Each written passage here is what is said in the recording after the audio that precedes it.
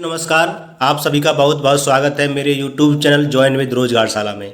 तो आज की वीडियो में मैं आपके लिए लेके आया हूँ हमारी जो घटना चक्र की पॉलिटी की सीरीज चल रही है उसी सीरीज को आगे बढ़ा रहा हूँ। और आज का टॉपिक है हमारा राज्य विधानमंडल एवं मंत्री परिषद।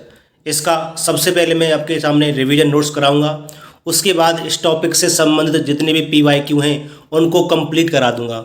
तो स्टार्ट करते हैं आज की वीडियो को स्टार्ट करने से पहले मैं आपसे एक रिक्वेस्ट चाहूँगा कि यदि आपने मेरे YouTube चैनल ज्वाइन विद रोजगारशाला को सब्सक्राइब नहीं किया है तो प्लीज़ इसे सब्सक्राइब कर लीजिए, और वीडियो पसंद आती है तो चैनल को लाइक भी कर सकते हैं और शेयर भी कर सकते हैं अपने दोस्तों के साथ, और कमेंट भी कर सकते हैं। स्टार्ट करते हैं आज की वीडियो को।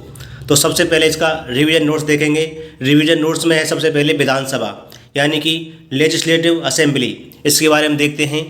संविधान के भाग 6 के अंतर्गत अध्याय 3 में अनुच्छेद 168 से 212 तक यानी कि 168 से 212 तक राज्यों के विधानमंडल के बारे में उल्लेख है। अनुच्छेद 168 के अनुसार राज्य विधानमंडल का गठन विधान परिषद, विधानसभा और राज्यपाल को मिलाकर होगा। प्रत्येक राज्य में विधायी कार्यों के संपादन के लिए विधानसभा का प्रावधान किया गया है। अनुच्छेद 170 के अनुसार प्रत्येक राज्य की विधानसभा उस राज्य में प्रादेशिक निर्वाचन क्षेत्रों से प्रत्यक्ष निर्वाचन द्वारा चुने गए अधिक से अधिक 500 और कम से कम 60 सदस्यों से मिलकर बनेगी।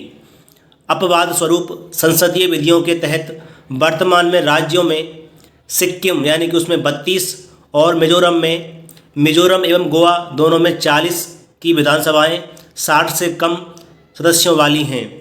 इनके अतिरिक्त पुडुचेरी संघराज्य क्षेत्र की विधानसभा में 30 सदस्य यानी कि 30 सदस्य निर्वाचित तथा 3 सदस्य केंद्र सरकार द्वारा मनोनीत होते हैं। सबसे बड़ी विधानसभा उत्तर प्रदेश की यानी जिसमें 403 सदस्य हैं, 403 सीट हैं। राज्य विधानसभाओं के निर्वाचन का संचालन भारत का निर्वाचन आयोग करता है। अनुच्छेद 170 के क्लॉज 2 के अनुसार प्रत्येक राज्य को विधानसभा निर्वाचन हेतु प्रादेशिक निर्वाचन क्षेत्रों में ऐसी रीति से विभाजित किया जाएगा कि प्रत्येक निर्वाचन क्षेत्र की जनसंख्या का उसको आवंटित स्थानों की संख्या से अनुपात समस्त राज्य में यथासाध्य एक ही हो। 87वें संविधान संशोधन अधिनियम 2003 के तहत यह विभाजन 2001 की जनगणना पर आधारित है। विधानसभा अध्यक्ष के अधिकार तथा कार्य लोकसभा अध्यक्ष के समान ही हैं। आगे देखते हैं। विधानसभा अध्यक्ष यदि किसी प्रश्न पर पक्ष और विपक्ष में बराबर मत आए तभी अपने निर्णायक मत का प्रयोग करता है। सदन तथा राज्यपाल के बीच अध्यक्ष ही संपर्क स्थापित करता है। अध्यक्ष की अनुपस्थिति में उसके कार्यों का संपादन उपाध्यक्ष करता है। 84वें संविधान संशोधन अधिनियम 2001 के अनुसार राज्य विधानसभाओं की सीटों की संख्या जो कि वर्तमान में वर्ष 1971 की जनगणना पर आधारित है, वर्ष 2026 के पश्चात होने वाली पहली जनगणना के सुसंगत आंकड़े प्रकाशित होने तक यही रहेगी। आगे देखते हैं। जम्मू और कश्मीर पुनर्गठन अधिनियम 2019 की धारा 14 के क्लॉज 3 के तहत जम्मू कश्मीर में विधानसभा सदस्यों की कुल संख्या 107 निर्धारित थी, जिसे परिसीमन के बाद बढ़ाकर 114 कर दिया गया है, जिसमें 24 सीटें पाकिस्तान द्वारा अधिग्रहित क्षेत्र POK में होने के कारण रिक्त रखी जाएंगी। इस प्रकार जम्मू कश्मीर विधानसभा के कुल निर्वाचित सदस्यों की संख्या 83 प्रावधानित थी, जिसे परिसीमन के बाद बढ़ाकर 90 कुल सीटें 107 से बढ़ाकर 114 कर दिया गया है। जैसा कि प्रावधान जम्मू और कश्मीर पुनर्गठन अधिनियम 2019 की धारा 60 में किया गया था। दिल्ली, पुडुचेरी और जम्मू कश्मीर ऐसे संघ शासित प्रदेश हैं जहां विधानसभाएं हैं। अनुच्छेद 173 के तहत विधानसभा की सदस्यता के लिए योग्यताएं हैं वह भारत का नागरिक हो तथा उसकी आयु कम से कम 25 वर्ष हो। अनुच्छेद 332 के तहत विधानसभाओं में जनसंख्या के आधार पर अनुसूचित जातियों तथा अनुसूचित जनजातियों के लिए स्थानों के आरक्षण का प्रावधान है। आगे देखते हैं हम विधान परिषद के बारे में, यानी कि लेजिस्लेटिव काउंसिल। देखते हैं आर्टिकल 169 के तहत संसद विधि द्वारा किसी राज्य में विधान परिषद के सृजन या उत्साधन के लिए उपबंध कर सकती है, यदि उस राज्य की विधानसभा तत्संबंधी संकल्प अपनी कुल सदस्य संख्या के बहुमत तथा उपस्थित एवं मत देने वाले सदस्यों के 2/3 बहुमत से पारित करे। अनुच्छेद 171 के तहत विधान परिषदों के गठन का प्रावधान किया गया है। वर्तमान में 6 राज्यों, बहुत ही महत्वपूर्ण है ये, वर्तमान में 6 राज्यों आंध्र प्रदेश, बिहार, महाराष्ट्र, कर्नाटक, तेलंगाना और उत्तर प्रदेश में विधान परिषदों का अस्तित्व है। विधान परिषद एक स्थायी सदन है। इसके सदस्यों का कार्यकाल 6 वर्ष तक रहता है तथा प्रत्येक द्वितीय वर्ष की समाप्ति पर इसके यथासंभव निकटतम 1/3 सदस्य निवृत्त हो जाते हैं, यानी कि अपनी सेवा समाप्त कर देते हैं। अनुच्छेद 171 के क्लॉज 1 के अनुसार विधान परिषद वाले राज्य की विधान परिषद के सदस्यों की कुल संख्या उस राज्य की विधानसभा के सदस्यों की कुल संख्या के 1/3 से अधिक नहीं होगी, परंतु किसी राज्य की विधान परिषद के सदस्यों की कुल संख्या किसी भी दशा में 40 से कम नहीं होगी। उत्तर प्रदेश की विधान परिषद में सर्वाधिक 100 सदस्य हैं, यानी कि उत्तर प्रदेश की विधान परिषद में सर्वाधिक 100 सदस्य हैं। अनुच्छेद 171 के क्लॉज 4 के अनुसार विधान परिषद के निर्वाचित सदस्यों का चुनाव अप्रत्यक्ष रूप से आनुपातिक प्रतिनिधित्व पद्धति के अनुसार एकल संक्रमणीय मत द्वारा होता है। अनुच्छेद 171 के खंड 2 में प्रावधानित है कि जब तक संसद विधि द्वारा अन्यथा उपबंध न करे तब तक किसी राज्य की विधान परिषद की संरचना 171 के खंड 3 में उपबंधित रीति के अनुसार होगी। तदनुसार अनुच्छेद 171 के क्लॉज 3 में विधान परिषद के यथाशक्य निकटतम 5/6 सदस्यों का निर्वाचन होने तथा शेष सदस्यों को राज्यपाल द्वारा मनोनीत किए जाने का प्रावधान है। तथापि राज्यों में विधान परिषदों की संरचना अनुच्छेद 171(2) के तहत संसद द्वारा बनाई गई विधि अर्थात लोक प्रतिनिधित्व अधिनियम 1950 समय समय पर यथा संशोधित की धारा 10 और अनुसूची 3 के प्रावधानों के अनुरूप है। विधान परिषद अपने सभापति या उपसभापति को साधारण बहुमत से संकल्प पारित कर उनके पद से हटा सकती है। आगे देखते हैं अनुच्छेद 173 के तहत विधान मंडल की सदस्यता के लिए अर्हता यानी कि योग्यताएं निहित हैं, जबकि आर्टिकल 191 में विधान मंडल की सदस्यता हेतु निहर्ताओं का उल्लेख किया गया है। विधान परिषद का सदस्य निर्वाचित होने के लिए 30 वर्ष तथा विधानसभा का सदस्य निर्वाचित होने के लिए 25 वर्ष की आयु आवश्यक है। बहुत ही महत्वपूर्ण।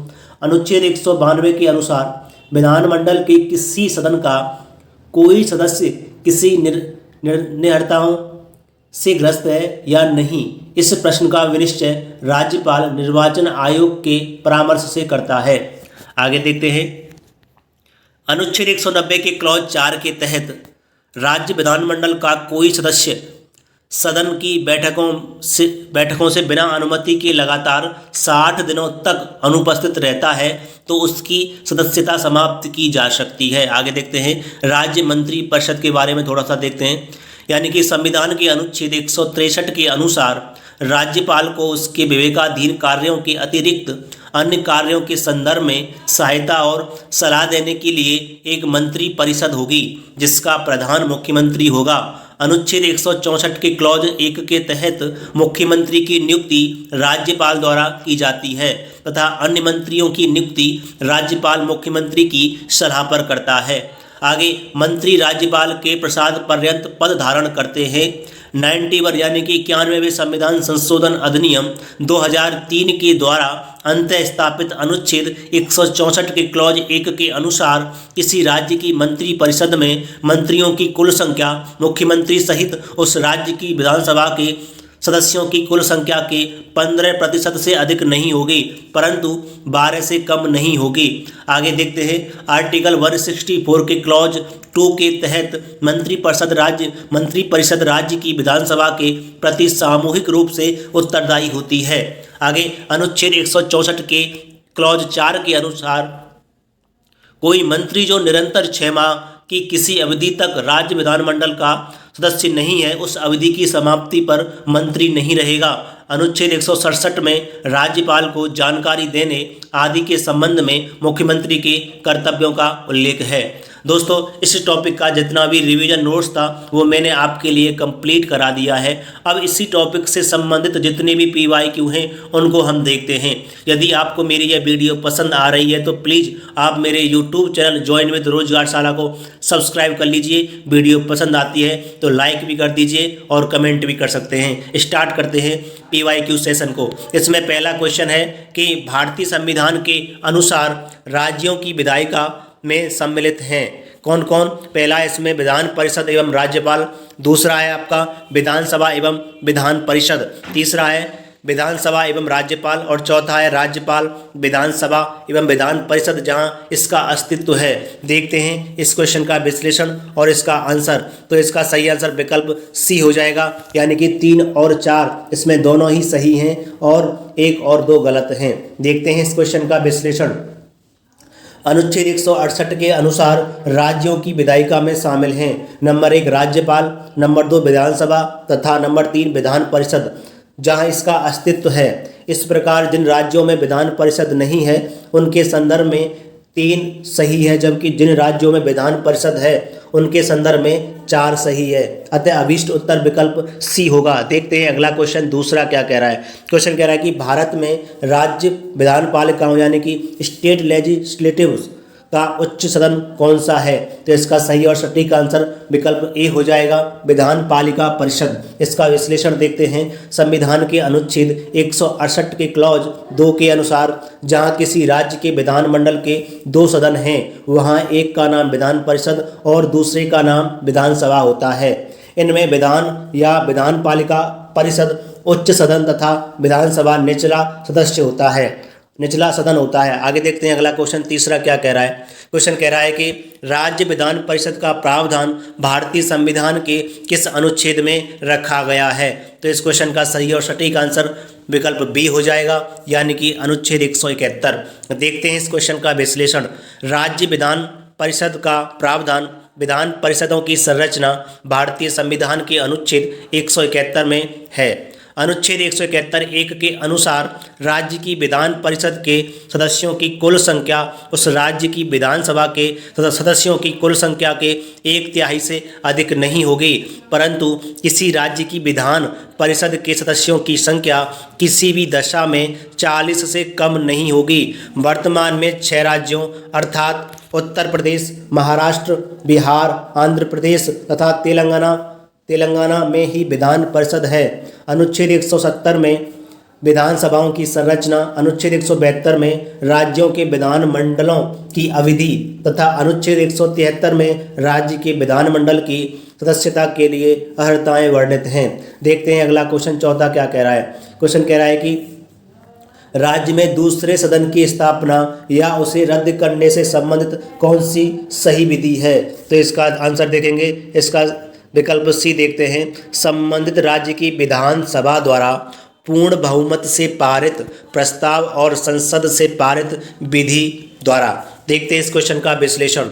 यानी कि संविधान के अनुच्छेद 169 के क्लॉज 1 के अनुसार राज्य में दूसरे सदन अर्थात विधान परिषद की स्थापना या विघटन संसद विधि द्वारा तब तक कर सकती है जब संबंधित राज्य की विधानसभा इस आशय का संकल्प सदन की कुल सदस्य संख्या के बहुमत तथा उपस्थित एवं मत देने वाले सदस्यों के 2/3 बहुमत से पारित कर दे।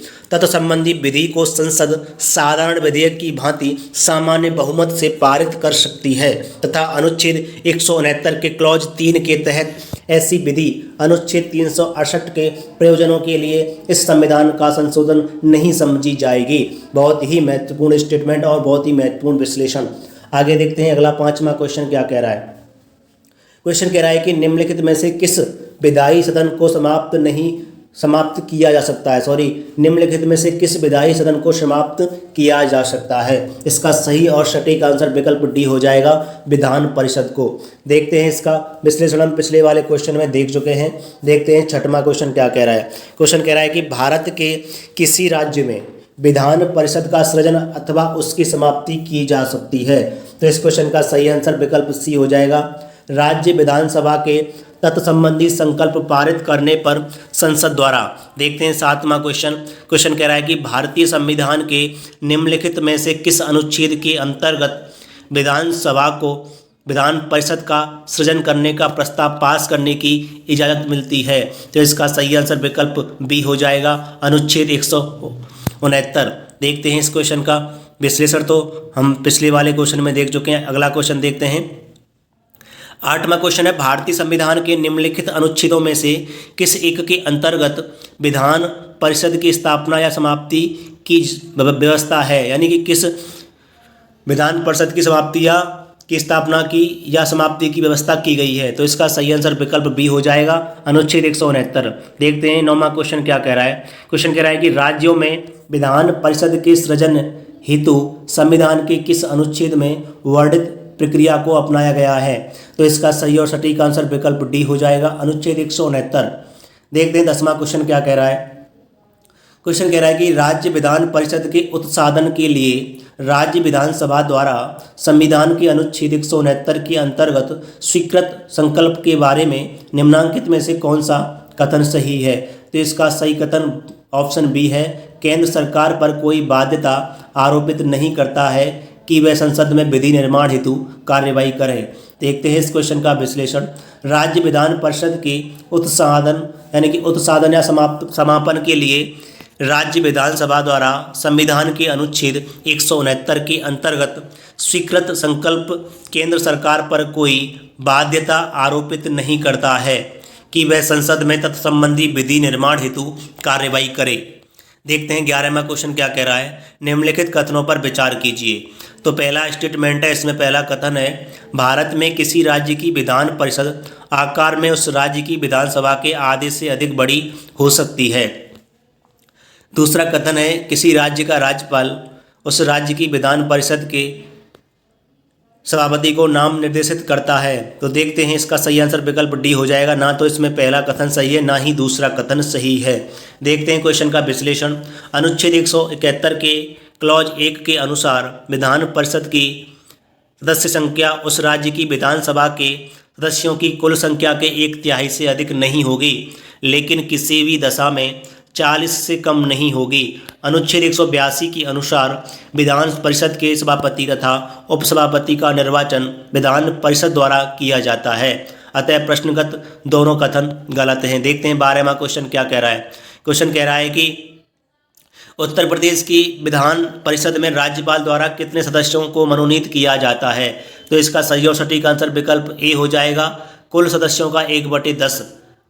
इसका विश्लेषण देखते हैं। संविधान के अनुच्छेद 171 के क्लॉज 3 के तहत जब तक संसद विधि द्वारा अन्यथा उपबंध न करे, विधान परिषद में कुल सदस्य संख्या के यथाशक्ति निकटतम 5/6 सदस्यों का निर्वाचन होने तथा शेष सदस्यों को राज्यपाल द्वारा साहित्य, विज्ञान, कला, सहकारी आंदोलन और सामाजिक सेवा के क्षेत्र में व्यावहारिक अनुभव रखने वाले व्यक्तियों में से मनोनीत किए जाने का प्रावधान है। तथापि राज्यों में विधान परिषदों की वर्तमान संरचना अनुच्छेद 171 के क्लॉज 2 के तहत संसद द्वारा बनाई गई विधि अर्थात लोक प्रतिनिधित्व अधिनियम 1950 समय समय पर यथा संशोधित की धारा 10 और अनुसूचित 3 के प्रावधानों के अनुरूप है।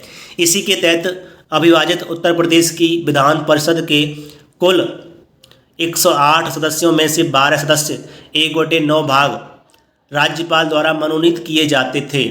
विभाजन के बाद उत्तर प्रदेश पुनर्गठन अधिनियम 2004 में यथा संशोधित के द्वारा लोक प्रतिनिधित्व अधिनियम 1950 की अनुसूची 3 में हुए संशोधन के तहत वर्तमान में उत्तर प्रदेश की विधान परिषद के कुल 100 सदस्यों में से 10 सदस्यों यानी 1/10 भाग को ही राज्यपाल द्वारा मनोनीत किया जाता है। उत्तर प्रदेश विधान परिषद कुल सदस्य संख्या 100 के गठन का वर्तमान स्वरूप इस प्रकार है, यानी कि क्षेत्र और सदस्य संख्या। विधानसभा निर्वाचन क्षेत्र इसमें 38 होते हैं, स्थानीय निकाय निर्वाचन क्षेत्र में 36, शिक्षक निर्वाचन क्षेत्र 8, स्नातक निर्वाचन क्षेत्र 8 और मनोनीत 10। कुल मिलाकर 100 सदस्य संख्या होती है। देखते हैं आगे क्या कह रहा है। अगला क्वेश्चन कह रहा है कि विधान परिषद में मनोनीत सदस्यों की संख्या है, तो इसका सही आंसर विकल्प डी हो जाएगा। इनमें से कोई भी ऑप्शन सही नहीं है, इसलिए इसका सही आंसर विकल्प डी है। देखते हैं इसका विश्लेषण। संविधान के अनुच्छेद 171 के क्लॉज 3 में विधान परिषद के निकटतम 5/6 यानी कि 1/3 प्लस 1/12 प्लस 1/3 बराबर 5/6 सदस्यों का निर्वाचन होने तथा शेष सदस्यों को राज्यपाल द्वारा मनोनीत किए जाने का प्रावधान है। तथापि राज्यों में विधान परिषदों की वर्तमान संरचना अनुच्छेद 171 के क्लॉज 2 के तहत संसद द्वारा बनाई गई विधि अर्थात लोक प्रतिनिधित्व अधिनियम 1950 समय समय पर यथा संशोधित की धारा 10 अनुसूची 3 के प्रावधानों के अनुरूप है। इसके तहत आंध्र प्रदेश की विधान परिषद के कुल 50 सदस्यों में से 6 सदस्य लगभग 1/8 भाग, बिहार की विधान परिषद के कुल 75 सदस्यों में से 12 सदस्य लगभग 1/6 भाग, महाराष्ट्र की विधान परिषद के कुल 78 सदस्यों में से 12 सदस्य यानी कि 1/6.5 भाग, कर्नाटक की विधान परिषद के कुल 75 सदस्यों में से 11 सदस्य लगभग 1/7 भाग, तेलंगाना की विधान परिषद के कुल 40 सदस्यों में से 7 सदस्य यानी कि लगभग 1/6 भाग तथा उत्तर प्रदेश की विधान परिषद के कुल 100 सदस्यों में से 10 सदस्य 1/10 भाग राज्यपाल द्वारा मनोनीत किए जाते हैं। देखते हैं 14वां क्वेश्चन क्या कह रहा है। क्वेश्चन कह रहा है कि राज्य विधान परिषद के विषय में सही क्या है।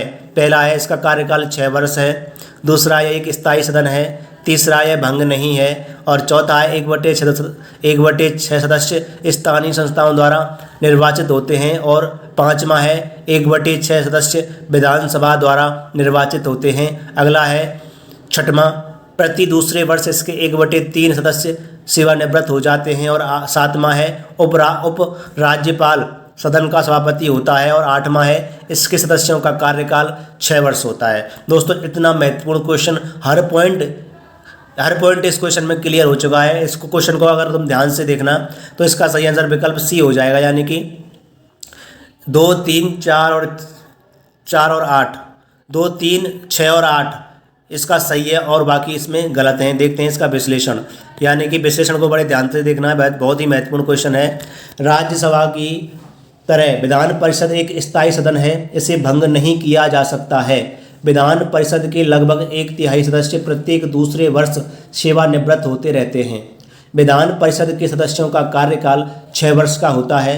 विधान परिषद में अधिकतम सदस्य संख्या विधानसभा की 1/3 और न्यूनतम 40 हो सकती है।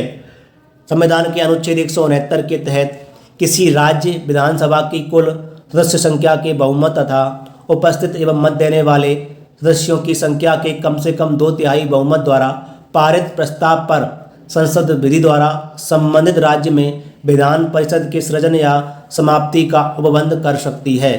आगे देखते हैं, अनुच्छेद 171 के क्लॉज 3 के प्रावधानों के तहत विधान परिषद की संरचना इस प्रकार जब तक संसद विधि द्वारा अन्यथा उपबंध न करे निर्धारित की गई है।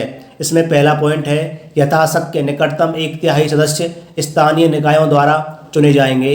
दूसरा है यथाशक्य निकटतम 1/12 सदस्य न्यूनतम 3 वर्ष से स्नातकों द्वारा निर्वाचित किए जाएंगे।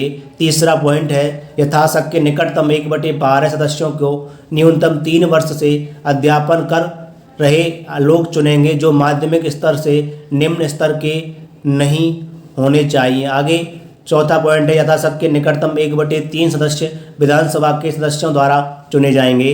आगे पांचवा पॉइंट है शेष सदस्यों का नामांकन राज्यपाल द्वारा किया जाएगा जो कला, साहित्य, विज्ञान, सहकारी आंदोलन और सेवा से जुड़े हों। आगे उल्लेखनीय है कि वर्तमान में विभिन्न राज्यों की विधान परिषदों की संरचना अनुच्छेद 171 के क्लॉज 2 के तहत संसद द्वारा बनाई गई विधि अर्थात लोक प्रतिनिधित्व अधिनियम 1950 समय समय पर यथा संशोधित की धारा 10 और अनुसूची 3 के प्रावधानों के अनुरूप है। देखते हैं अगला 15वां क्वेश्चन क्या कह रहा है।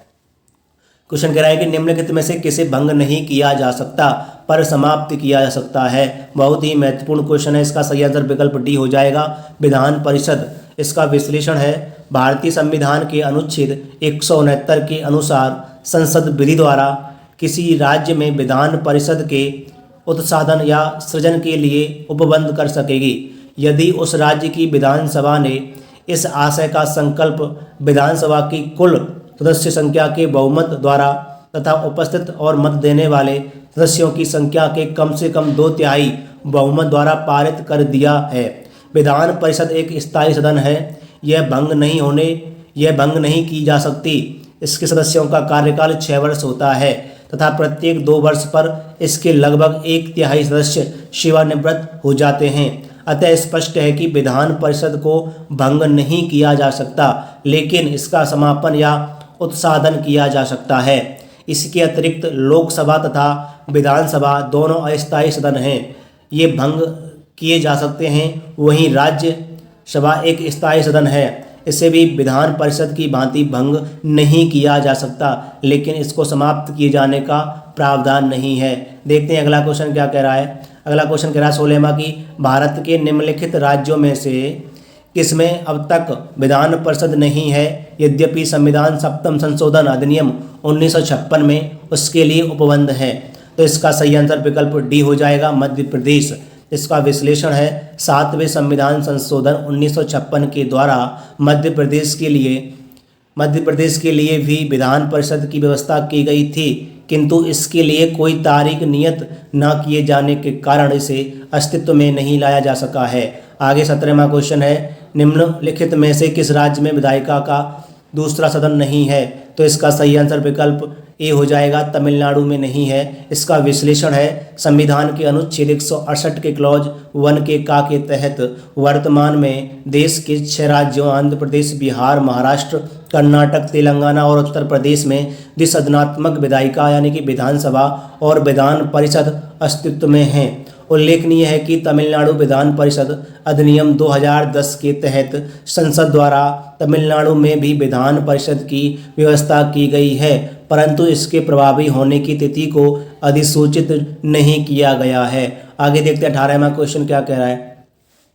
क्वेश्चन कह रहा है कि निम्न में से किस राज्य में विधान परिषद नहीं है। तो इसका सही आंसर विकल्प सी हो जाएगा, राजस्थान में। देखते हैं 19वां क्वेश्चन कह रहा है कि निम्नलिखित में से किस राज्य में द्विसदनात्मक विधायिका नहीं है। तो इसका सही आंसर विकल्प बी हो जाएगा, एमपी। देखते हैं 20वां क्वेश्चन, निम्नलिखित में से निम्नलिखित राज्यों में कहाँ विधान परिषद हैं। केरल, हिमाचल प्रदेश, दिल्ली, बिहार। तो इसका सही आंसर विकल्प डी हो जाएगा, केवल बिहार में विधान परिषद है। देखते हैं इसका विश्लेषण हम पिछले वाले क्वेश्चन में देख चुके हैं। अगला क्वेश्चन है, वर्ष 1956 में कितने पुनर्गठित राज्यों में द्विसदनीय विधायिकाएं थीं। तो पहले इसका विश्लेषण देखेंगे। वर्ष 1956 में पुनर्गठन के बाद बने कुल 14 राज्यों में से 7 में द्विसदनीय विधायिकाएं थीं। Number 1 Uttar Pradesh, number 2 Bihar, number 3 Bombay यानी कि महाराष्ट्र, नंबर 4 मद्रास यानी कि तमिलनाडु, नंबर 5 मैसूर यानी कि कर्नाटक और नंबर 6 पंजाब और 7 है पश्चिम बंगाल। इनमें से पश्चिम बंगाल में 1969 में, पंजाब में 1970 में तथा तमिलनाडु में 1986 में विधान परिषद का उत्साधन यानी कि एवोल्यूशन यानी कि समाप्ति कर दी गई, एवोल्यूशन। ठीक है, आगे देखते हैं। जम्मू और कश्मीर में विधान परिषद की स्थापना जम्मू और कश्मीर के 1957 में अपनाए गए संविधान के तहत की गई थी। आगे आंध्र प्रदेश में पहली बार विधान परिषद 1958 में स्थापित हुई थी, जिसे 1985 में उत्साधन किए जाने के बाद यहाँ 2007 में पुनः विधान परिषद का गठन किया गया। आगे राज्य पुनर्गठन अधिनियम 1956 तथा संविधान 7वां संशोधन अधिनियम 1956 के तहत मध्य प्रदेश में भी विधान परिषद की स्थापना का प्रावधान किया गया था, परंतु इस हेतु तारीख नियत न किए जाने के कारण यहाँ विधान परिषद की स्थापना नहीं की जा सकी है। आगे वर्तमान में आंध्र प्रदेश और तेलंगाना सहित कुल 6 राज्यों में द्विसदनीय विधायिकाएं हैं। ध्यातव्य है कि जम्मू एवं कश्मीर राज्य के 2 संघ राज्य क्षेत्रों में विभाजन के साथ यहाँ विधान परिषद समाप्त कर दी गई हैं। देखते हैं 22वां क्वेश्चन क्या कह रहा है। क्वेश्चन कह रहा है कि भारतीय संविधान के अनुच्छेद 170 के अनुसार किसी राज्य की विधानसभा के सदस्यों की न्यूनतम तथा अधिकतम संख्या क्रम से हो सकती है। तो इसका सही आंसर विकल्प डी हो जाएगा, 60 तथा 500। देखते हैं इसका विश्लेषण। संविधान के अनुच्छेद 170 के अनुसार प्रत्येक राज्य की विधानसभा उस राज्य में प्रादेशिक निर्वाचन क्षेत्रों में प्रत्यक्ष निर्वाचन द्वारा चुने हुए 500 से अनधिक और 60 से अन्यून सदस्यों से मिलकर बनेगी। अपवाद स्वरूप संसदीय विधियों के तहत वर्तमान में सिक्किम विधानसभा ने 32, गोवा विधानसभा में यानी कि सिक्किम विधानसभा में 32, गोवा विधानसभा में 40, मिजोरम विधानसभा में 40 तथा पुडुचेरी संघ राज्य क्षेत्र की विधानसभा में कुल 33 यानी कि 30 निर्वाचित प्लस 3 केंद्र शासित सरकार द्वारा नामित सदस्य ही हैं। देखते हैं अगला क्वेश्चन 23वां क्या कह रहा है। क्वेश्चन कह रहा है कि निम्नलिखित में से कौन सा राज्य अनुच्छेद 170 के उस प्रावधान का अपवाद है जिसमें कहा गया है कि उस राज्य के विधानसभा के गठन में 60 से कम सदस्य नहीं होंगे। तो इसका सही आंसर विकल्प आपका ए हो जाएगा, यानी कि सिक्किम है ऐसा राज्य। देखते हैं इसका विश्लेषण हम पिछले वाले क्वेश्चन में देख चुके हैं। अगला क्वेश्चन है आपका, निम्नलिखित कथनों पर विचार कीजिए। दोस्तों, यदि आपको मेरी ये वीडियो पसंद आ रही है तो प्लीज़ आप मेरे यूट्यूब चैनल ज्वाइन विद रोजगारशाला को सब्सक्राइब कर लीजिए और वीडियो पसंद आती है तो लाइक भी कर सकते हैं। देखते हैं क्वेश्चन को। पहला कथन है इसमें, भारत के संविधान में उपबंध है कि प्रत्येक राज्य की विधानसभा 450 से अनधिक सदस्यों से मिलकर बनेगी, जो राज्य में प्रादेशिक निर्वाचन क्षेत्रों से प्रत्यक्ष निर्वाचन द्वारा चुने जाएंगे। दूसरा है इसमें, कोई व्यक्ति किसी राज्य की विधानसभा के किसी स्थान को भरने के लिए चुने जाने के लिए अर्हित नहीं होगा यदि उसकी आयु 25 वर्ष से कम हो। तो इसका सही और सटीक आंसर विकल्प बी हो जाएगा, यानी कि दूसरा कथन इसमें सही है, पहला कथन गलत है। देखते हैं विश्लेषण। संविधान के अनुच्छेद 170 के क्लॉज 1 के प्रावधान के अनुसार प्रत्येक राज्य की विधानसभा उस राज्य में प्रादेशिक निर्वाचन क्षेत्रों से प्रत्यक्ष निर्वाचन द्वारा चुने गए 500 से अनधिक और 60 से अन्यून सदस्यों से मिलकर बनेगी। स्पष्ट है कि कथन 1 गलत है।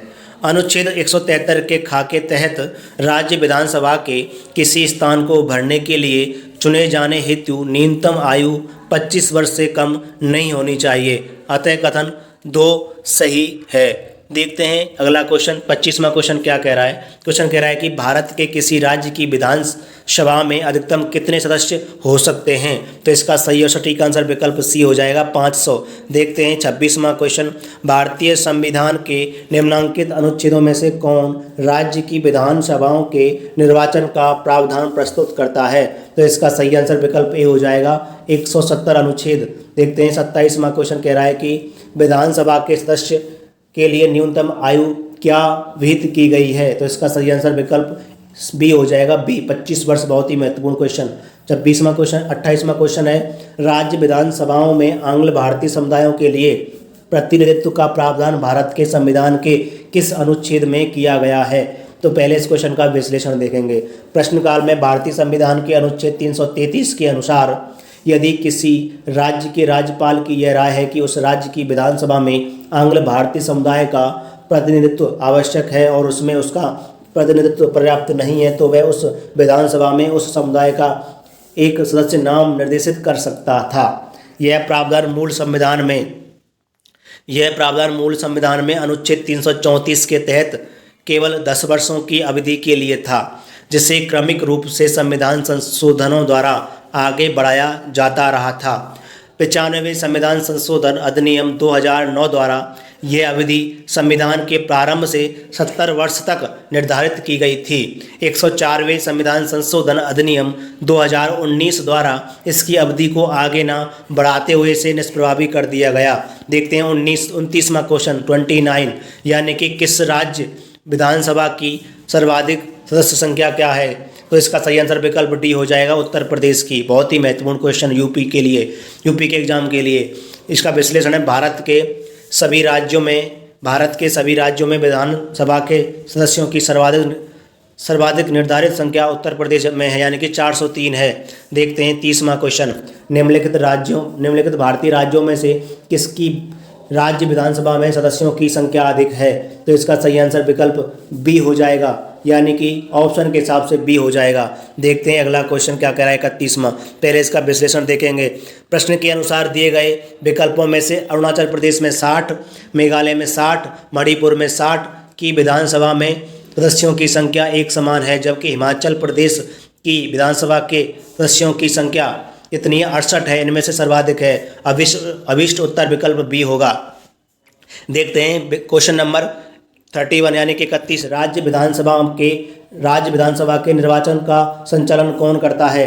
तो इसका सही आंसर विकल्प सी हो जाएगा, भारत का निर्वाचन आयोग। बहुत ही महत्वपूर्ण क्वेश्चन। राज्य विधानसभा के निर्वाचन का संचालन कौन करता है? भारत का निर्वाचन आयोग। इसका विश्लेषण है, अनुच्छेद 324 के तहत ही राज्य विधानसभाओं के निर्वाचन को संचालित करने की शक्ति भी भारत के निर्वाचन आयोग को ही सौंपी गई है। अगला 32वां क्वेश्चन कह रहा है कि निम्नलिखित में से कौन एक राज्य के विधानमंडल के किसी सदस्य के नियंत्रताओं से संबंधित किसी प्रश्न का विनिश्चय करने हेतु अंतिम सत्ता है? तो इसका सही आंसर विकल्प ए हो जाएगा, यानी कि राज्यपाल है। इसका विश्लेषण है, अनुच्छेद 192 के अनुसार किसी राज्य के विधानमंडल के किसी सदस्य के नियंत्रताओं से संबंधित किसी प्रश्न का विनिश्चय करने हेतु अंतिम सत्ता राज्यपाल है। हालांकि इस मामले में वह निर्वाचन आयोग की राय के अनुसार कार्य करता है, किंतु 10वीं अनुसूची दल बदल के आधार पर यानी के तहत किसी सदस्य की नियंत्रता का प्रश्न उठे तो विधान परिषद के मामले में सभापति एवं विधानसभा के मामले में अध्यक्ष फैसला करेगा।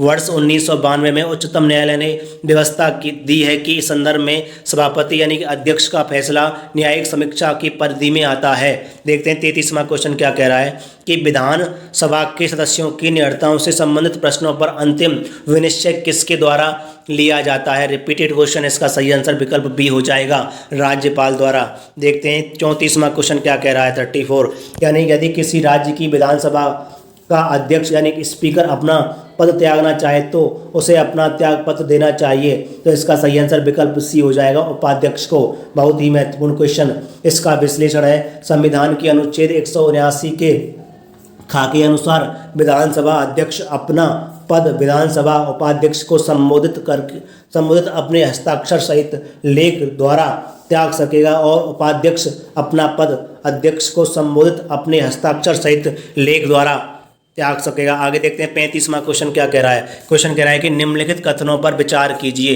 पहला स्टेटमेंट यानी कि पहला कथन है, विधानसभा का ही अध्यक्ष यानी कि विधानसभा का की अध्यक्ष यदि विधानसभा का की सदस्य नहीं रहती है तो अपना पद रिक्त कर देगी या देगा।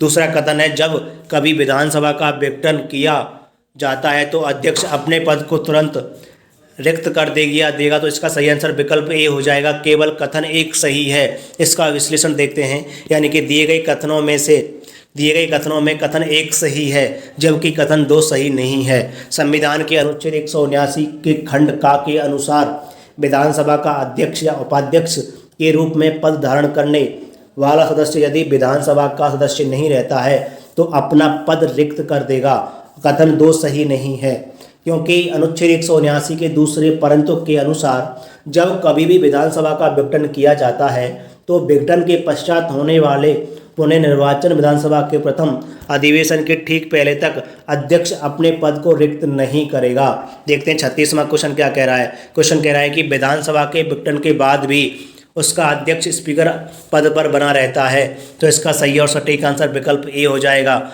विधानसभा के विघटन के बाद गठित विधानसभा की पहली बैठक के ठीक पूर्व तक। देखते हैं 37वां क्वेश्चन क्या कह रहा है। क्वेश्चन कह रहा है कि राज्य की विधानसभा के सत्रावसान का आदेश किसके द्वारा दिया जाता है? तो इसका सही और सटीक आंसर विकल्प ए हो जाएगा, राज्यपाल के द्वारा। देखते हैं इसका विश्लेषण। संविधान के अनुच्छेद 174 के क्लॉज 2 के का के तहत राज्य की विधानसभा के सत्रावसान का आदेश राज्यपाल द्वारा समय समय पर दिया जाता है। राज्यपाल अनुच्छेद 174 के क्लॉज 2 के खा के अनुसार समय समय पर विधानसभा का विघटन कर सकेगा। आगे 38वां क्वेश्चन कह रहा है कि भारत के किसी राज्य की विधानसभा के संदर्भ में निम्नलिखित कथनों पर विचार कीजिए। पहला कथन है कि वर्ष के प्रथम सत्र के प्रारंभ में राज्यपाल सदन के सदस्यों के लिए रूढ़िगत संबोधन करता है। दूसरा कह रहा है कि जब किसी विशिष्ट विषय पर राज्य विधानमंडल के पास कोई नियम नहीं होता है तो उस विषय पर वह लोकसभा के नियम का पालन करता है। तो इसका सही और सटीक आंसर विकल्प सी हो जाएगा, यानी कि 1 और 2 दोनों सही हैं। देखते हैं इसका विश्लेषण। यानी कि अनुच्छेद 176 के क्लॉज 1 के अनुसार राज्यपाल विधानसभा के लिए प्रत्येक साधारण निर्वाचन के पश्चात प्रथम सत्र के आरंभ में और प्रत्येक वर्ष के प्रथम सत्र के आरंभ में विधानसभा में या विधान परिषद वाले राज्य की दशा में एक साथ समवेत दोनों सदनों में अभिभाषण रूढ़िगत संबोधन करेगा। इस प्रकार कथन 1 सही है। अनुच्छेद 208 के क्लॉज 1 के अनुसार संविधान के उपबंधों के अधीन रहते हुए राज्य के विधानमंडल का कोई सदन विधानसभा या विधान परिषद अपनी प्रक्रिया और अपने कार्य संचालन के विनियमन के लिए नियम बना सकेगा। साथ ही अनुच्छेद 208 के क्लॉज 2 के अनुसार जब तक खंड 1 के अधीन नियम नहीं बनाए जाते तब तक इस संविधान के प्रारंभ से ठीक पहले तत्स्थानीय प्रांत के विधानमंडल के संबंध में जो प्रक्रिया के नियम और स्थायी आदेश प्रवृत्त थे उस राज्य के विधानमंडल के संबंध में प्रभावी होंगे। इसके अतिरिक्त अनुच्छेद 209 के तहत राज्य का विधानमंडल वित्तीय कार्य को समय से पूरा करने के उद्देश्य से किसी वित्तीय विषय से संबंधित सदनों की प्रक्रिया और कार्य संचालन का विनियमन विधि द्वारा कर सकता है। साथ ही जब किसी विशिष्ट विषय पर राज्य विधानमंडल के पास कोई नियम नहीं होता तो उस विषय पर वह लोकसभा के नियम का पालन करता है। देखते हैं अगला क्वेश्चन क्या कह रहा है। क्वेश्चन कह रहा है 39वां की मध्य प्रदेश विधानसभा की कार्यवाही का सही क्रम चुनें। तो इसका सही आंसर विकल्प बी हो जाएगा, यानी कि आपका सबसे पहले शपथ या प्रतिज्ञान, उसके बाद राज्यपाल का अभिभाषण, उसके बाद मंत्रियों का परिचय और उसके बाद निधन संबंधी उल्लेख। इसका विश्लेषण है विधानसभा की कार्यवाही में प्रथम सत्र में पहले शपथ या प्रतिज्ञान, फिर राज्यपाल का अभिभाषण और फिर मंत्रियों का परिचय होता है तथा उसके पश्चात पूर्व वर्तमान सदस्यों के निधन संबंधी उल्लेख के साथ उन्हें श्रद्धांजलि दी जाती है। देखते हैं 40वां क्वेश्चन क्या कह रहा है। क्वेश्चन कह रहा है कि राज्य विधानमंडल की बैठक आयोजित करने के लिए कोरम यानी कि गणपूर्ति क्या है। तो इसका सही आंसर विकल्प डी हो जाएगा। 10 सदस्य या कुल सदस्यता का 10वां हिस्सा जो भी अधिक हो। इसका विश्लेषण देखते हैं। संविधान के अनुच्छेद 189 के क्लॉज 3 के अनुसार जब तक राज्य का विधानमंडल विधि द्वारा अन्यथा उपबंध न करे तब तक राज्य के विधानमंडल के किसी सदन का अधिवेशन गठित करने के लिए कोरम यानी कि गणपूर्ति 10 सदस्य या सदन के सदस्यों की कुल संख्या का 10वां भाग इसमें से जो भी अधिक होगी। अगला 41वां क्वेश्चन है कि राजस्थान विधानसभा के प्रक्रिया तथा कार्य संचालन संबंधी नियमों के अनुसार निम्नांकित में से कौन से विभाग के प्राक्कलन समिति का के नियंत्रणाधीन नहीं। तो इसका सही आंसर विकल्प बी हो जाएगा, गृह विभाग। इसका विश्लेषण है राजस्थान विधानसभा के प्रक्रिया तथा कार्य संचालन संबंधी नियमों के अनुसार प्रश्नगत विभागों में से सार्वजनिक निर्माण विभाग, शिक्षा विभाग और वित्त विभाग के प्राक्कलन समिति का एक नियंत्रणाधीन है, जबकि गृह विभाग के प्राक्कलन समिति खंड बी के नियंत्रणाधीन है। अगला क्वेश्चन देखते हैं 42वां क्वेश्चन, यानी कि राज्य विधानसभा निम्नलिखित में से किन के निर्वाचन में भाग लेती है। तो इसमें पहला है भारत के राष्ट्रपति के, दूसरा है भारत के उपराष्ट्रपति के, आगे देखते हैं इसका तीसरा है आपका राज्यसभा के सदस्यों के, चौथा है आपका राज्य विधान परिषद के सदस्यों के। तो इसका सही आंसर विकल्प बी हो जाएगा। 1, 3 एवं 4 इसमें सही है।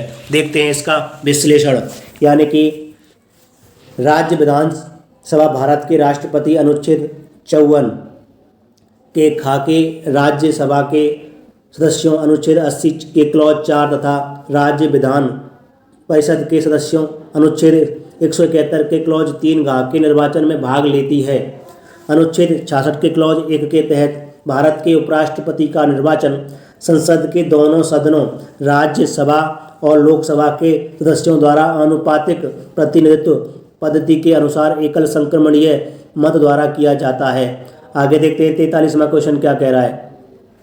क्वेश्चन कह रहा है कि राज्य की संचित निधि का संचालन किया जाता है, यानी राज्य की संचित निधि का संचालन किया जाता है। इसका सही आंसर विकल्प डी हो जाएगा। उपर्युक्त में से कोई नहीं। इसका विश्लेषण है राज्य की संचित निधि का संचालन राज्य विधानमंडल द्वारा किया जाता है। 44वां क्वेश्चन है निम्नलिखित में से कौन एक राज्य की आकस्मिक निधि की स्थापना के लिए उत्तरदायी है।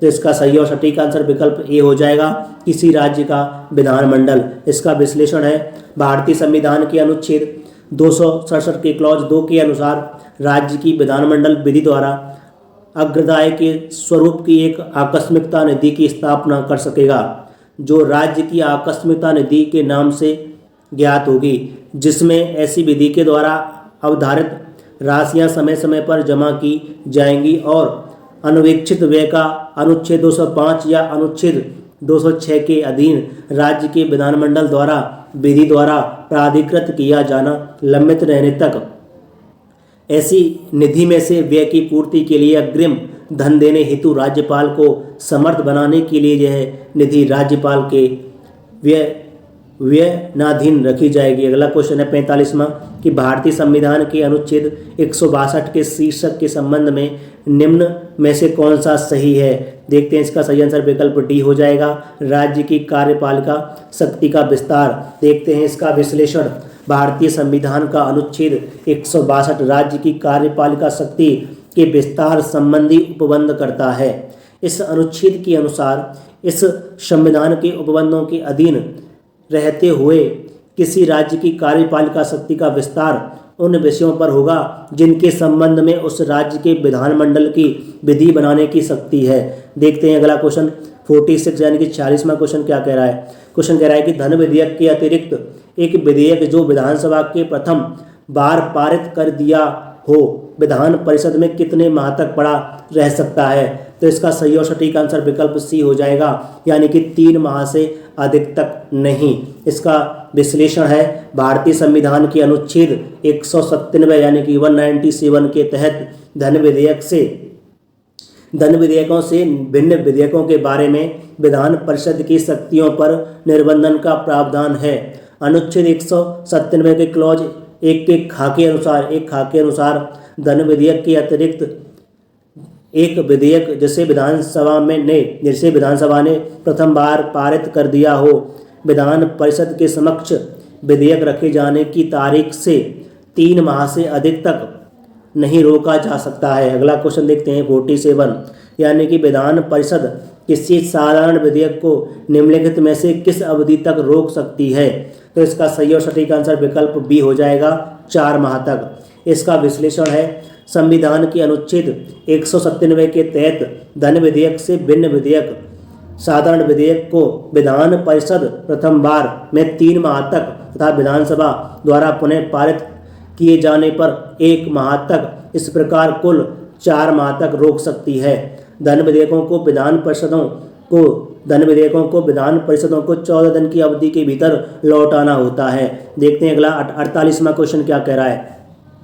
क्वेश्चन कह रहा है कि राज्य में धन विधेयक मनी बिल प्रस्तुत किया जा सकता है। तो इसका सही आंसर विकल्प सी हो जाएगा, केवल विधानसभा में। देखते हैं अगला क्वेश्चन क्या कह रहा है। तो इसका विश्लेषण है यानी कि राज्य में धन विधेयक यानी कि मनी बिल केवल विधानसभा में प्रस्तुत किया जा सकता है। संविधान के अनुच्छेद 198 के क्लॉज 1 के अनुसार धन विधेयक विधान परिषद में पुनः स्थापित नहीं किया जाएगा। अगला क्वेश्चन है 49वां, यदि बजट विधानसभा में पुनः स्थापित होने के पूर्व खुल जाए तो क्या होगा। तो इसका सही और सटीक आंसर विकल्प सी हो जाएगा, वित्त मंत्री को त्यागपत्र देना होगा। इसका विश्लेषण है राज्य के बजट को तैयार करने का कार्य वित्त मंत्री और संबंधित मंत्रालय के अधिकारी करते हैं।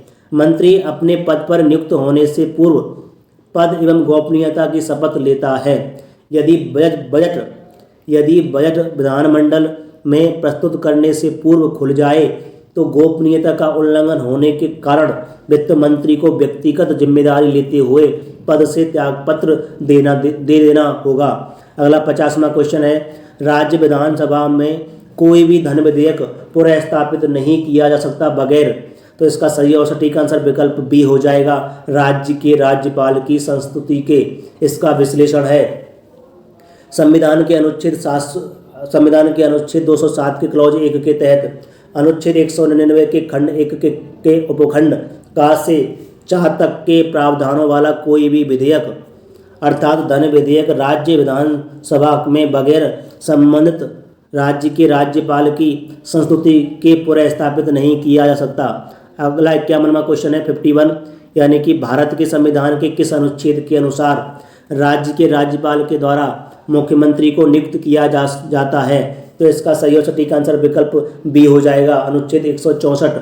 इसका विश्लेषण है, भारतीय संविधान के अनुच्छेद 164 के क्लॉज 1 के अनुसार मुख्यमंत्री की नियुक्ति राज्यपाल करेगा और अन्य मंत्रियों की नियुक्ति राज्यपाल मुख्यमंत्री की सलाह पर करेगा।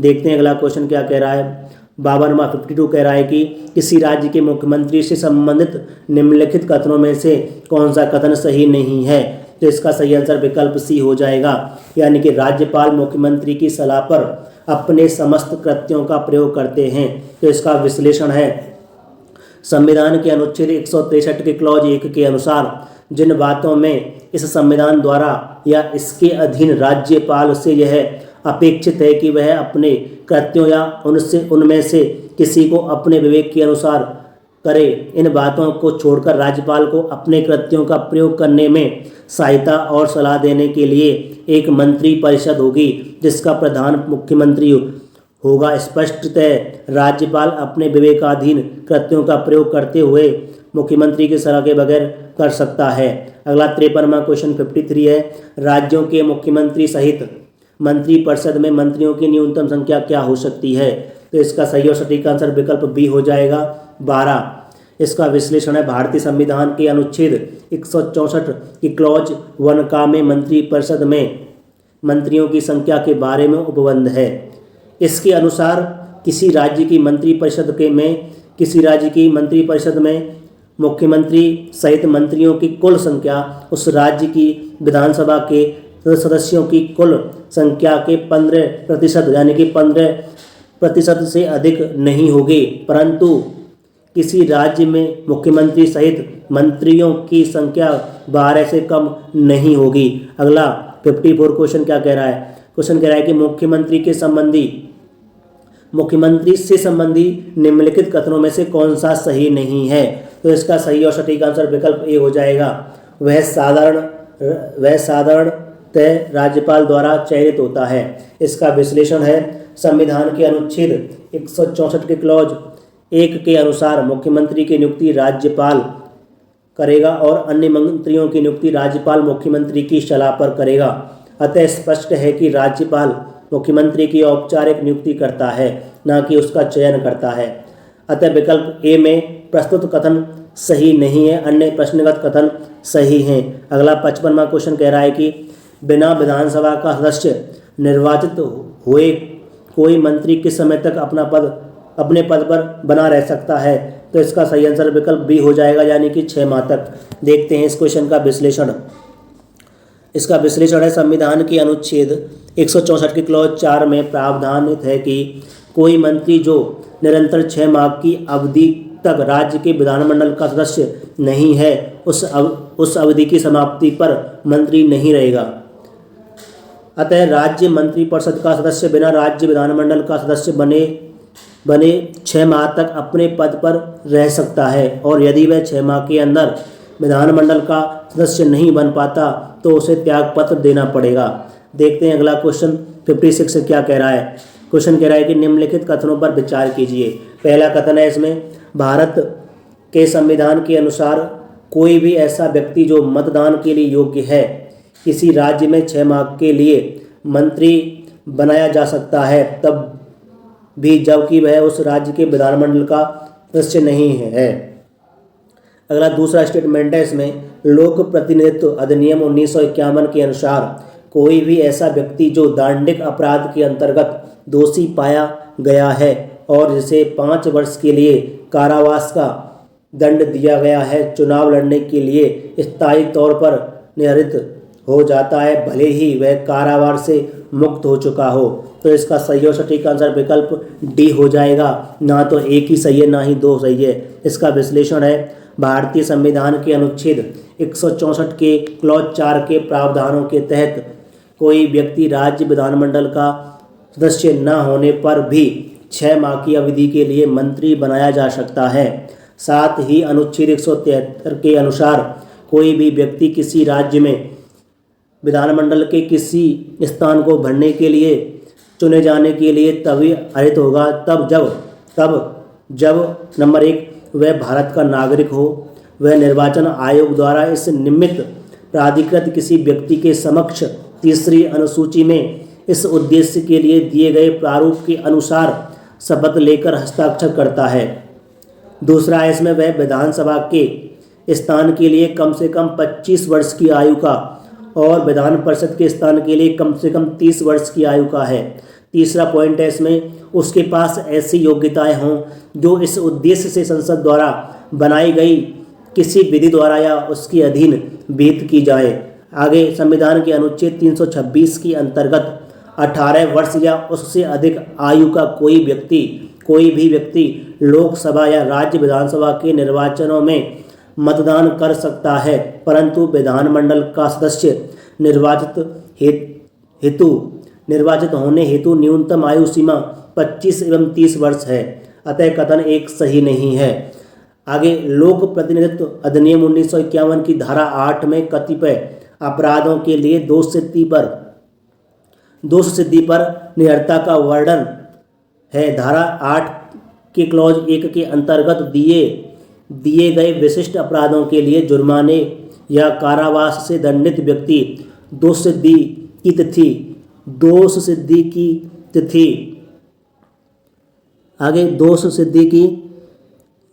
पर निरर्ता का वर्णन है। आगे धारा 1(1) के अंतर्गत दिए गए विशिष्ट अपराधों के लिए जुर्माने या कारावास से दंडित व्यक्ति दोष सिद्धि की तिथि से निहरित होगा और उसे उसके छोड़े जाने से 6 वर्ष की अतिरिक्त अवधि के लिए निरहित बना रहेगा, यानी योग्य बना रहेगा।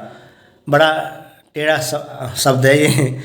धारा 8 के क्लॉज 3 के अनुसार सिद्ध दोष अपराध और न्यूनतम 2 वर्ष के कारावास से दंडित व्यक्ति दोष सिद्धि की तिथि से निरहित होगा और उसे छोड़े जाने से 6 वर्ष की अतिरिक्त अवधि के लिए निरहरित बना रहेगा। इसके तहत स्थायी तौर पर निरहरित किए जाने का प्रावधान नहीं है। अतः कथन 2 भी सही नहीं है। आगे देखते हैं अगला क्वेश्चन क्या कह रहा है। 57 कह रहा है कि राज्य सरकार के मंत्रियों के वेतन एवं भत्तों का निर्धारण किया जाता है। तो इसका सही और सटीक आंसर विकल्प डी हो जाएगा, राज्य विधानसभा के द्वारा। इसका विश्लेषण है, राज्य सरकार के मंत्रियों के वेतन एवं भत्तों का निर्धारण अनुच्छेद 164 के क्लॉज 5 के तहत राज्य विधानमंडल द्वारा विधि बनाकर किया जाता है। अगला 58 क्वेश्चन कह रहा है कि निम्न में से मुख्यमंत्री के संवैधानिक कर्तव्यों का दिए गए कोड की सहायता से चयन कीजिए। पहला है इसमें कि मुख्यमंत्री राज्य के कार्यों के प्रशासन संबंधी विनिश्चय राज्यपाल को संसूचित करता है। दूसरा है मुख्यमंत्री विधान विषयक प्रस्तावनाओं के बारे में राज्यपाल को संसूचित करता है। तीसरा है मुख्यमंत्री राष्ट्रीय विकास परिषद की बैठकों में भाग लेता है। और चौथा है मुख्यमंत्री किसी विषय को जिस पर किसी मंत्री ने विनिश्चय कर लिया है किंतु मंत्रिपरिषद ने विचार नहीं किया है, राज्यपाल द्वारा अपेक्षा किए जाने पर परिषद के समक्ष रखवाता है। तो इसका सही आंसर विकल्प डी हो जाएगा। इसमें 1, 2 और 4 सही है। देखते हैं इसका विश्लेषण।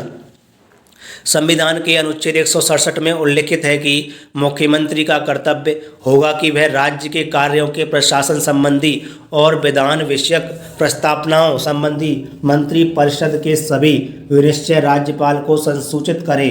राज्य के कार्यों के प्रशासन संबंधी और विधान विषयक प्रस्तावनाओं संबंधी जो जानकारी राज्यपाल मांगे वह दे तथा किसी विषय को जिस पर किसी मंत्री ने विनिश्चय कर दिया है किंतु मंत्रिपरिषद ने विचार नहीं किया है, राज्यपाल द्वारा अपेक्षा किए जाने पर मंत्रिपरिषद के समक्ष विचार के लिए रखे। मुख्यमंत्री का राष्ट्रीय विकास परिषद की बैठक में भाग लेना संवैधानिक कर्तव्य न होकर प्रशासनिक कर्तव्य है। आगे देखते हैं 59 क्वेश्चन क्या कह रहा है। क्वेश्चन कह रहा है कि संविधान का कौन सा अनुच्छेद मुख्यमंत्री के दायित्वों को परिभाषित करता है। तो इसका सही और सटीक आंसर विकल्प डी हो जाएगा, अनुच्छेद 167। देखते हैं 60 क्वेश्चन क्या कह रहा है। क्वेश्चन कह रहा है कि जम्मू एवं कश्मीर के मुख्यमंत्री की कार्यावधि होती है। तो इसका सही आंसर विकल्प बी हो जाएगा, 5 वर्ष। देखते हैं अगला क्वेश्चन क्या कह रहा है। इसका विश्लेषण है, जम्मू एवं कश्मीर राज्य की विधानसभा का कार्यकाल 6 वर्ष होता था और विधानसभा में बहुमत दल का नेता ही मुख्यमंत्री बनता है और वह तब तक पद पर रहता है जब तक उसे विधानसभा में बहुमत का समर्थन प्राप्त रहता है। अतः मुख्यमंत्री का कार्यकाल निश्चित नहीं होता, परंतु इसे सामान्यतः विधानसभा के कार्यकाल तक माना जा सकता है।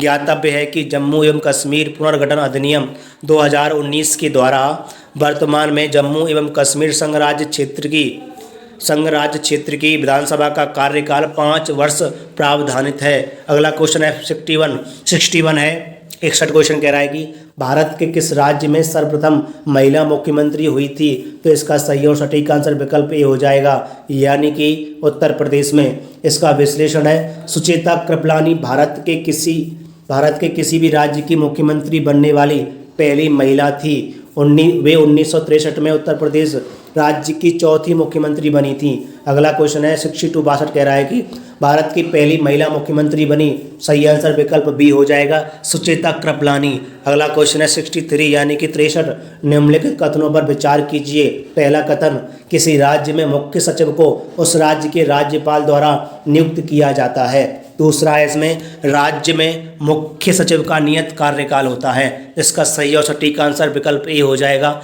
केवल 1। इसका विश्लेषण है, राज्य के मुख्य सचिव की नियुक्ति उस राज्य के राज्यपाल द्वारा की जाती है। सामान्यतः उसकी नियुक्ति प्रशासनिक पदों पर कार्य के विशद अनुभव, प्रशासनिक प्रतिष्ठा एवं वरीयता आदि के आधार पर की जाती है। मुख्य सचिव का कार्यकाल निश्चित नहीं है। अगला क्वेश्चन है 64। राज्य सचिवालय के प्रशासन में मंत्रिमंडल को जाने वाली सभी नस्तियाँ किसके माध्यम से भेजी जानी आवश्यक हैं। इसका सही और सटीक आंसर विकल्प डी हो जाएगा, मुख्य सचिव। इसका विश्लेषण है आपका, राज्य सचिवालय के प्रशासन में मंत्रिमंडल को जाने वाली सभी नस्तियां यानी कि फाइल्स मुख्य सचिव के माध्यम से भेजी जाने वाली आवश्यक हैं, क्योंकि वह मंत्रिमंडल के समक्ष आने वाले कार्यों का प्रभारी होता है। इसके अतिरिक्त वह सामान्य प्रशासन विभाग में शासन का सचिव है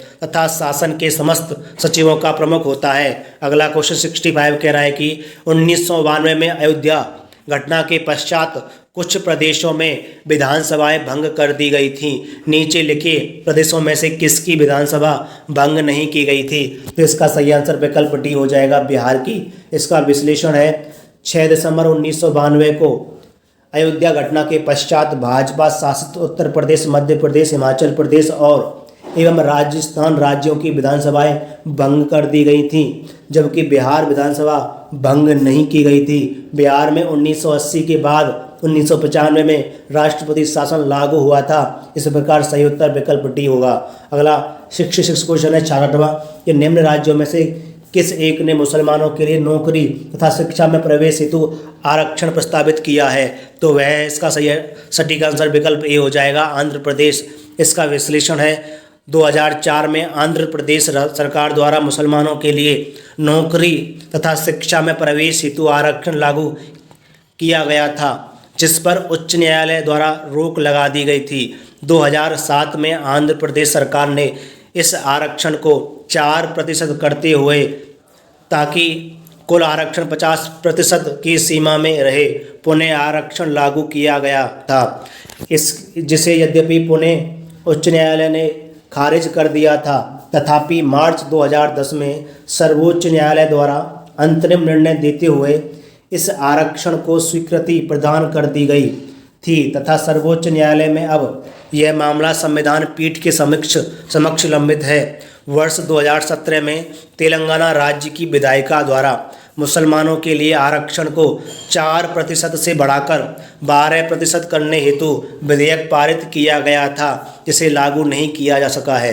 आगे देखते हैं 67 क्वेश्चन क्या कह रहा है। क्वेश्चन कह रहा है कि भारत में कौन एकमात्र राज्य है जहाँ सामान्य यानी कॉमन सिविल कोड लागू है। तो इसका सही आंसर विकल्प डी हो जाएगा, यानी कि गोवा भारत का एकमात्र ऐसा राज्य है जहाँ सामान्य civil code common civil code लागू है। वस्तुतः यहाँ सभी नागरिकों के लिए 19वीं शताब्दी से ही पुर्तगीज सिविल कोड चला आ रहा है, इसे परिवर्तित नहीं किया गया है। दोस्तों, इस टॉपिक का जितना भी रिवीजन नोट्स था वो मैंने आपके लिए कंप्लीट करा दिया है और इसके PYQ भी कंप्लीट करा दिए हैं। यदि आपको मेरी ये वीडियो पसंद आई है तो प्लीज़ आप मेरे यूट्यूब चैनल ज्वाइन विद रोजगारशाला को सब्सक्राइब कर लीजिए, वीडियो को लाइक कर दीजिए और कमेंट भी कर सकते हैं। फिर मिलेंगे एक बेहतरीन वीडियो के साथ। अगली वीडियो में हम देखेंगे आपका अगला टॉपिक है यानी कि उच्च न्यायालय एवं अधीनस्थ न्यायालय, इनके बारे में वीडियो बनाएंगे। तो देखते रहिए, प्रैक्टिस करते रहिए, रिवीजन करते रहिए, लगातार सपोर्ट कीजिए। मैं आपके लिए लगातार वीडियो लाता रहूँगा। हमारी आज एक सीरीज अभी स्टार्ट कर दी है मैंने, यानी कि अगर आप देखना चाहते हैं यूपी स्पेशल, जो कि परीक्षा वाणी की बुक है, अपने आप में बेहतरीन बुक है, उस बुक को आप पढ़ करके देख करके अपने यूपी स्पेशल को तैयार कर सकते हैं। वहाँ से कोई भी क्वेश्चन आउट नहीं जाता है। यूपी स्पेशल में परीक्षा वाणी की बुक अपने आप में बेहतरीन बुक मानी जाती है। जिस प्रकार GS के लिए घटना चक्र की सीरीज बेहतरीन मानी जाती है, उसी प्रकार यूपी स्पेशल के लिए परीक्षा वाणी की बुक और न्यूज़ एडिशन के साथ मैंने उसको स्टार्ट किया है, उसको भी देख सकते हैं। तो मिलते हैं दोस्तों एक अगली वीडियो में, तब तक के लिए जय हिंद, जय भारत।